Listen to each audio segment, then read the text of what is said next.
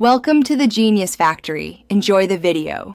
You start by confirming the exact Excel/Office edition and that you have admin rights on the PC. Once done, close files and sign out of any Microsoft account to avoid license conflicts.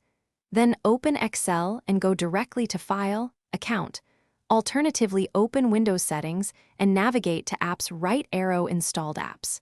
You want to be in the right product page so you can change activation without interruption. Make sure Windows updates are paused briefly to avoid restarts while you swap keys. You'll now replace the key. Click Change Product Key or Activate Office in Account. Type the 25-character key carefully. Double-check hyphens and characters.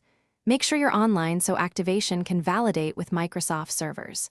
If the button isn't visible, use Settings right arrow Update and Security right arrow Activation or run the Office Activation Troubleshooter. For volume licensed installs, run the Admin Command Line tool, OSP. VBS to set the key. This is why admin rights were required. Once you finish by confirming the account pane shows the new product name and that activation reads active.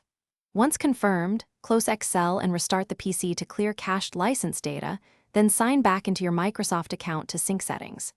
If activation fails, note the exact error code and run the activation troubleshooter. Make sure date/time and network are correct. If problems persist, try re-entering the key or use the OSP. VBS diagnostics, and contact Microsoft support with your key and error code for escalation.